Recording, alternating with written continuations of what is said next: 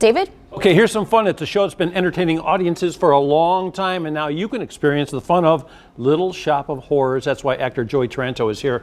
I love this show. It's so much fun, and I've seen a bunch of different renditions of it. I saw it, the first time I saw it, it was with Five-ish Finkel. And he played Mushnick. Oh, and this all is right. like the oldest actor in the world. It was off Broadway. It was at the old Rodney Dangerfield Theater in New York, yeah. way down there. And every time I've seen a new version of it, I enjoyed as much as I enjoyed the last. Yeah, it's a fun show. Yeah.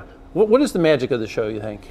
I think it's a throwback, you know, and in so many ways to like old sci-fi movies and also like doo-wop music. Yeah, and, great music. Yeah, it's just fun and it's creepy, it's eerie, it's all the right elements. You say creepy, and I was going to say unlikely romance. Well, one man's romance is another man's creepy feelings. Yeah.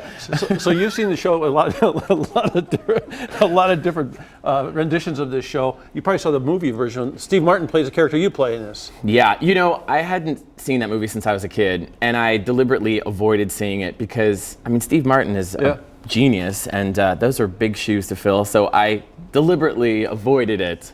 Oh, look at those fancy legs. Isn't that great? But I need to revisit it now that we're up and running, and yeah. And to say you play that character, you really play more than one character in this. Play 9 different characters in this show. It's a little bit like split personality disorder, I'll tell you.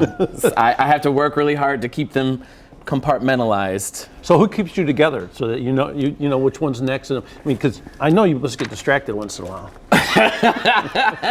Well, we're just meeting, but I have a serious case of ADHD, so I'm always like, what's next? What's next? It's hard. Yeah. I can't drink too much coffee, otherwise I'll just, yeah.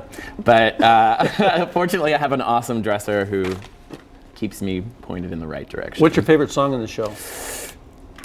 Well, I should say one of my songs, right? But I don't know. I do love "Suddenly Seymour." Oh yeah, it's so good, isn't it? It is, yeah. and it's a classic. Everybody knows that song. Yeah. It's a good one. It's a terrific show too because it's like one of those shows. It really is for all ages because there's a sophistication about the show, and there's also the childish part of it that appeals to older people and kids. Absolutely. We had the fortune of having a bunch of kids in the school students come in, and.